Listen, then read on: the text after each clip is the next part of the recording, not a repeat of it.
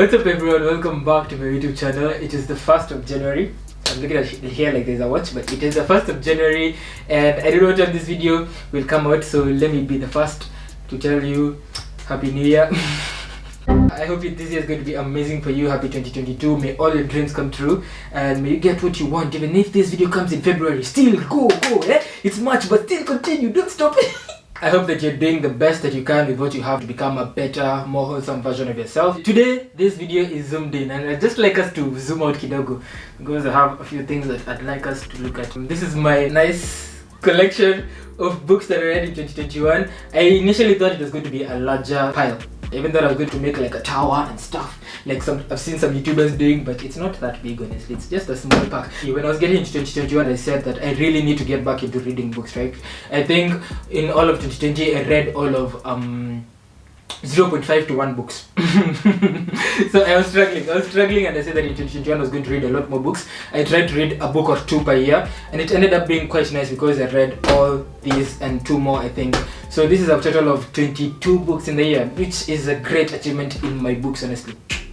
See that in my books. And then also this led into a bit of content that I was creating on Instagram. If you haven't been on my Instagram, first of all follow me there. I was doing book reviews. That's the one thing in this content creation streets for me that I was doing a bit consistently, because even that I fell off. It's been 2021 in terms of content creation was a problem. I also started a book club last year. It's just been bookly. In terms of books, it's been an amazing year, 2021 that is. So I wanted to start off the year by doing a review, not a review, just telling you guys what I read, and hopefully it's going to inspire someone to get to read as much or more than me, because my aim now is to read more. I want to get into more and more. I've created these piles as you can see them in terms of ranking on a scale of 1 to 5. 1 being this book should have never been printed. The fact that this paper was used to print this book was a waste of time. 2 is like, okay, you printed it, but it's not good anyway. As in, you had an idea, you didn't execute it, it was terrible.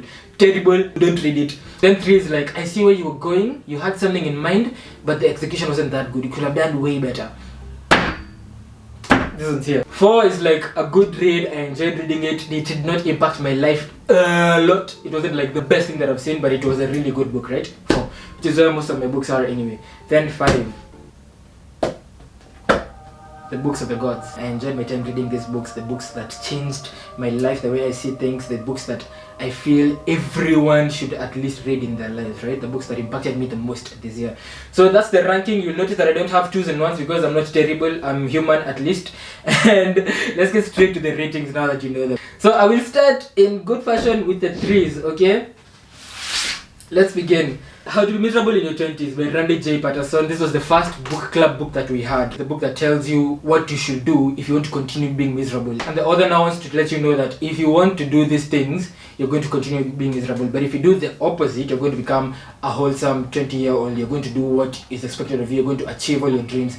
The book was nice. They had some few tidbits here and there that I've been using till today. It's just, it was too long. I feel like he extended it for no reason. He gave 40 reasons. He could have done 10 or 5 and be done with the book anyway. It could have been 150 pages and just pass the message as well. So I didn't feel like it was executed in the best way possible, but it wasn't a terrible read. It's just, it wasn't the best book for me. Daniel Coleman, Emotional Intelligence. A friend of mine begged me to read this book. It's a book on how important emotional intelligence is when compared to other aspects of intelligence that we consider to be so important, like being clever, having a high IQ, showing that that's not as important as emotional intelligence. All that tries to give you instances and evidence and statistics that show that emotional intelligence is actually where it's at. Knowing how to handle your emotions and how to deal with issues as they come is more important than the level of intelligence you have in terms of IQ or other things. I felt like this was a 3 because it just gave the statistics and told you, okay, EQ is important, do with that what you may. Doesn't tell you how to develop your EQ, which is what I thought I needed from the book. So it didn't deliver for me, which is why it's a 3. Veronika Decides to Die by Paulo Coelho. I don't know how to pronounce it. I've heard amazing things about this person. We've heard about The Alchemist. Generally thought that it was going to be a good book. It was suggested to me by someone on IG. It's based on a girl who wanted to succumb to suicide, but then it didn't work. So she was sent to a mental health hospital and she met other people who were mentally unwell. And it's all those stories and showing there's more to life that goes beyond what you're thinking in terms of mental unwellness. You might be mentally unwell, but if you look beyond, I guess that's what it was trying to say. I think this was a very badly done book. Apart from the few nice anecdotes, not anecdotes, quotes even, nice stories that they had depicting issues of mental wellness like panic attacks and schizophrenia. It really didn't do much. It didn't pass the message as well as I thought. I didn't enjoy it, honestly. This one, I was even tempted to put it as the only 2 of the year. It was very bad. I didn't like it. Now this one, this one is a 3, but I'm going to get smoke.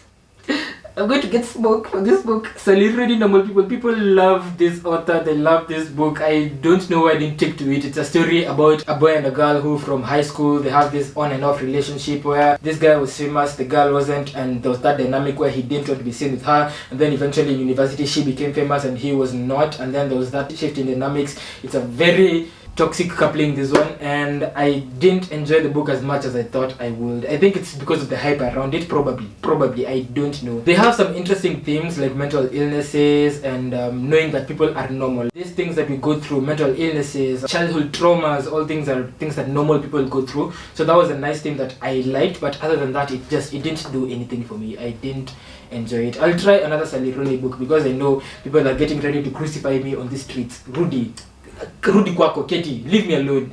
Relax. I can see you up on your seat already, complaining. Relax, go back. I just didn't like it, okay? This one here, first of all, I haven't finished reading this book. I'm afraid that this is going to be the first book that I put down. I can't remember the acronym for it, but I'm afraid this is going to be the first book that I won't be able to finish. It's called The Gilded Ones. I bought this book plainly for the cover, because look at that sexy cover and the aesthetic. The premise is that we have these girls in a community who have a rite of passage from being a girl to a woman, I think, and the rite of passage is that they cut you and see if you bleed red or if you bleed gold. If you bleed red, you're normal, you're pure. If you bleed gold, you're impure. So the main character here was impure, she bled gold. So she was banished from the community and went ahead to become a warrior of something that I haven't figured out yet because I'm not even halfway through the book. I think it's a slow-paced book. I haven't had the energy to go through a lot of it. I'll try it because I started reading it this year. I just put it at 3 for now because it's hard as it is. Okay. The last 3 I read it in soft copy. It's The Fornicator by Philip Etemesi, the first Kenyan book that I read this year. I'm not proud of that fact, but it happened. It's erotica. It's based on this girl who lived in Nairobi, but then she had to go home to Shags where she met someone, and I won't spoil beyond that because it's a lot of erotica in between. So it's just a girl meeting people in her life and then having intercourse with each of those people. Okay? Eroticas or eroticing, I will say. The one thing that I liked about that book specifically, the style of literature took me back to school, to how I used to how I used to write compositions, and it just took me back to that sense, and I liked that aspect. You can tell that this guy was one of those who used to dem and go open the royal blue curtains and walk down the spiral flight of stairs as the aroma was wafting. No, he had first to go back and go to the frog's kingdom, helter-skelter to the frog's kingdom, and then walk down the spiral flight of stairs as the aroma of the breakfast wafted through the air. And then he got kidnapped. It was okay. The only thing is that halfway through the book, a friend of mine told me she read the book and she felt that there was a huge male gaze. After she told me that, then I realized just how much centered on the male gaze it was, and I couldn't unsee it, and it just became very hard to swallow for me afterwards. But anyway, that's the final 3. Let's get to the 4s. The Sun Does Shine, Anthony Ray Hinton. This was a good book. A real life autobiography of a guy who was imprisoned to life for a murder he didn't commit for close to 20 to 30 years before he was released. He talks about his story, how he got into jail, how he tried to get out, the whole situation around the justice system in the US. It was a very poignant story. It was strong. It was a strong story. I would advise everyone to read this. It wasn't that impactful to me. There was something amiss for me. There was something amiss with this book. I still haven't put a finger on it, but it wasn't enough for me to give it a 5. But it was a good book nonetheless. Song of Solomon by Toni Morrison. This is my first Toni Morrison book, and when I tell you Toni Morrison grabbed my heart like this and refused to let go, Toni Morrison is amazing. This is a book about a black family growing up in the 30s in the US. They just started having opportunities, but there's still a lot of issues to do with identity, betrayal, and then we have this guy that in the midst of it all decides to go back to the roots, find where he really came from because of that identity crisis. A lot of issues, talks about terrorism as well, white supremacy, all these things, and I thought, Toni Morrison is amazing. I've talked about Toni Morrison enough. I can't even talk about him anymore. Please go to my edges and see how much I love that woman, because she had me by the hook. The only reason, and I said this on my IG as well, that I wouldn't put it as a 5 is that I didn't feel like I belonged in this book. I felt like I was a fly on the wall watching the whole story as it went on, but it didn't talk to me direct, and that's the one reason why I wouldn't give it a 5 out of 5. But Toni Morrison is an amazing author. I'm definitely reading more of her books this year. Chimamanda, Half of a Yellow Sun, a story of a family told through the lens of 3 people, so a lady, her houseboy, and her white brother-in-law, who then have to grapple with the Biafra war, which happens in the story. We know Chimamanda does not disappoint. She did an amazing job with this one. It's written in an amazing African literature way. You know how you feel like it speaks to your culture. You can tell that the culture and the intentionality behind using a work of literature to let people know about your culture with such pride. That's exactly what I feel from Chimamanda every time she writes a book, and this one did not disappoint. It wasn't the best of Chimamanda's that I've read, which is why it's a 4, but it was an amazing book. I'll try read another Chimamanda this year actually. Home of My Cheese, a very short book, like 90 pages, about how you need to adapt and move to the next situation. Life can be hard, life throws things your way, but the moment you see yourself in a tough situation, you can't stay there. Even if this was an initially good position for you, it starts getting hard, please adapt and move on. An amazing story of rats and mice and looking for cheese that I think everyone should read. This one I'll suggest it to my children for sure. Yagyasi, Transcendent Kingdom. Now we all expected Yagyasi to come through with an amazing second story after Homegoing, because she had us in our necks like this on Homegoing. Transcendent Kingdom is a story about this lady who lost her brother to addiction to a drug that I can't remember, but opioids kind of, and it's a story about how her mother then fell into depression as a result, and her grappling with that whole situation, her eventually deciding to take up medicine, or was it something biological, just to understand why people get addicted to drugs like that. And it's an amazing story. She brings you through her life in an amazing way. It wasn't the best Yagyasi. Of course, Homegoing gave us a bar that she significantly lowered, which is why this is a 4. It's a story that everyone should read, and I would suggest it. Shoe Dog by Phil Knight, the autobiography of the guy that created Nike. It's an amazing story, and I would suggest all this book to entrepreneurs. This guy came from nothing, right? He used the small resources that he had to create a company that flourished, and that's all I can say about this book. It's a very interesting book, has an interesting outlook into entrepreneurship. I think one of the other things that I really loved about this book was how he depicted his wife and how he eventually accepted that work took precedence over his kids. And when he talks about the death of one of his kids, you see that he kind of regrets it. He really regrets it. So I like that there was a bit of that personal touch. Tony Robbins' Money, my first book of the year. It was a long one, like 500-600 pages. This book talks about investing and finding nice, secure forms of investing that don't put you at risk, but also secure your future. It talks about financial freedom and why you need financial freedom, why you need to have a passion that makes you want to save up your money. The only problem with this is that it was US-centric, so you have to go beyond to get perspectives on your specific countries now, so like Kenya.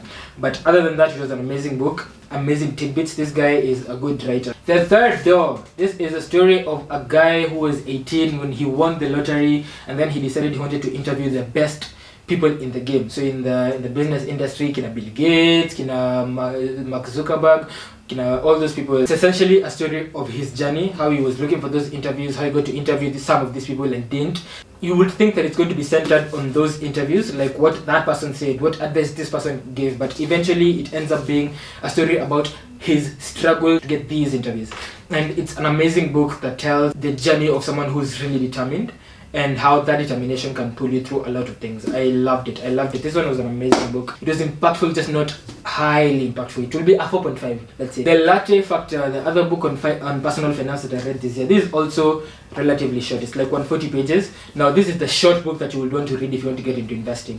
I would highly suggest this because it gives amazing lessons on how to appreciate the beauty of compounding. It gives you tidbits on that, how to start saving small, and how to live in terms of your passion, right? How to budget as well. So 3 lessons. I can't remember them properly. Let me check. Pay yourself first, right? Make sure you're saving because it's going to help you now and in the future. Don't budget, make it automatic. Me, I struggled with budgeting, so that was amazing for me. And then live rich now. Find your purpose and have a money mindset that lives for your purpose.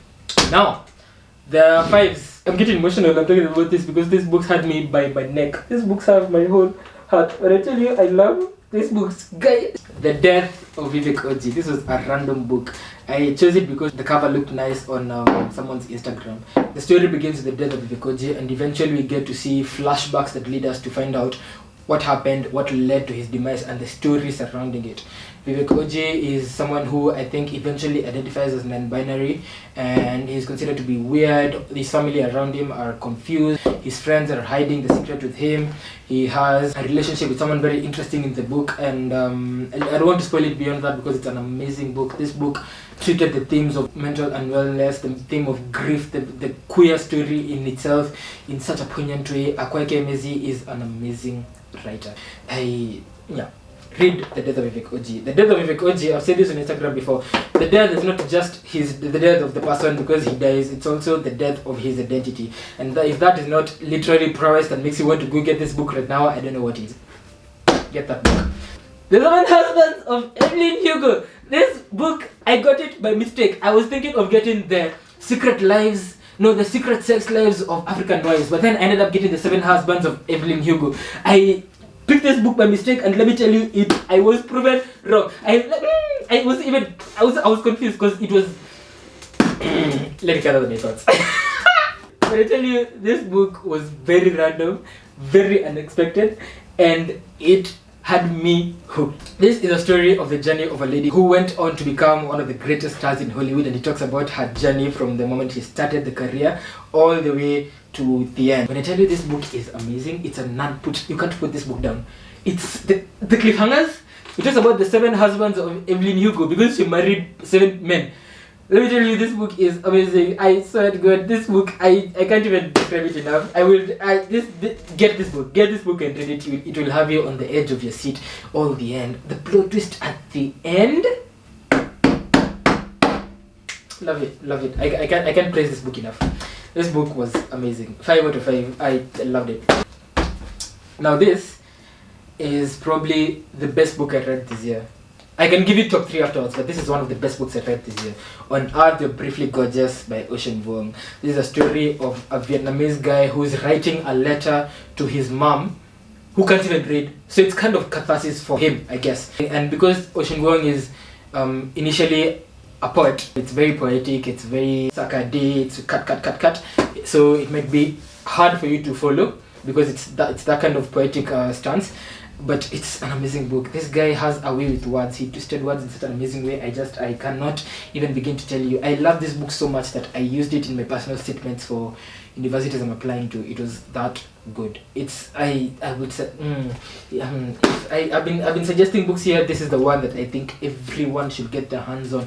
I don't know if you can see the sticky notes, but I felt everything this guy wanted me to feel. It was just, the style of writing is like nothing I've ever seen before. The way he talked about the themes, the way he described himself and situations around him.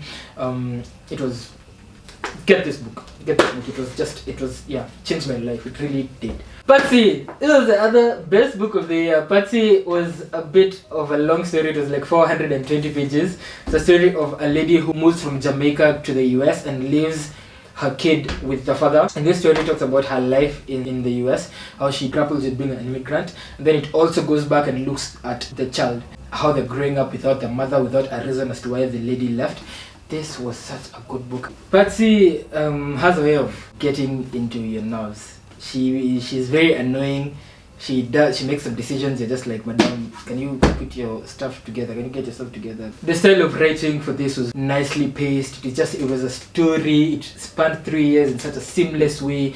There was some stories that were cut in pieces and put in specific parts of the story that made it so nice to experience the whole thing. I enjoyed this book. I really enjoyed the book, and the storytelling was amazing. Nicole is an amazing writer, and she made me feel everything she wanted me to feel in this book. Atomic Habits, the only other, I think I haven't read that many self-help books this year, but this was one of the few books that I read. It came highly recommended and it did not disappoint. This is a book that tells you how to develop new habits, new healthy habits, and how to kick off old habits. And when I tell you this book is the most practical book you'll ever find, It's just, it has nice tidbits, very easy to read, very short as well, very practical. Do this, this, and this, and this, and this, right? I loved it. I think I'll reread it. If I have enough time, I'll definitely reread it this year. It's a lesson that you need to be reminded. The final book is, I lent it to a friend, but it's The Bluest Eye by Toni Morrison. I told you Toni Morrison had me by a chokehold. I got The Bluest Eye after I got Song of Solomon, like a few months after. The Bluest Eye is a story about this girl who is black, and all she wants so that she can feel beautiful is to get blue eyes. And so you get the story of people around her, her family and other families around her, talk about beauty standards, being black in a white society, and how beauty standards and being a woman generally in that society is like. It talks about themes of abuse, and it was an amazing book. It was an amazing book. I can't even do the review justice right now here in like a few seconds because it's so heavy. But I did a review on Instagram. You can go watch it. Most of the books here actually, as I said again, are on Instagram. That being said, the best books for me this year are the ones that I said last, which is Atomic Habits, On Earth, Briefly Gorgeous, and Patsy, with a honorable mention being The Seven Husbands of Evelyn, Hugo, and The Bluest Eye. Basically, all the five that I've said were my best books of the year. I can't pick one. But this was an amazing year of reading for me. I've enjoyed every part. It's been an experience like no other. I really want to be getting into more books. I think I'll aim for like, let's say 35 this year. Let's hope that goes well. It's interesting to see how people think through the lens of books. It changes lives. It gives perspectives. It gives perspectives that I would suggest for everyone. It's been an amazing experience so far, and I've only read 20, so I can imagine people who read. I saw Jack Ben Edwards read like 160. There's so much to discover within these books, and I love this journey. I'm not saying that I'm now becoming a booktuber, please, but until then, that's the end of this video. Thank you so much for watching the video. I hope you enjoyed it. Tell me as well in the comments which books you read and which books you enjoyed in the year. Let me know what your goals are for reading this year. If you want an accountability partner, if you want to join your book club as well, we have a nice group of like 5-6 people that enjoy reading books every month and enjoy discussing them as well. Just let me know in the comments, or you can send me an email, or you can follow me on Instagram and send me a DM over there. I hope you know that you're worth every effort that you take towards being a wholesome version of yourself. And until the next time, I wish you a nice year again, and goodbye.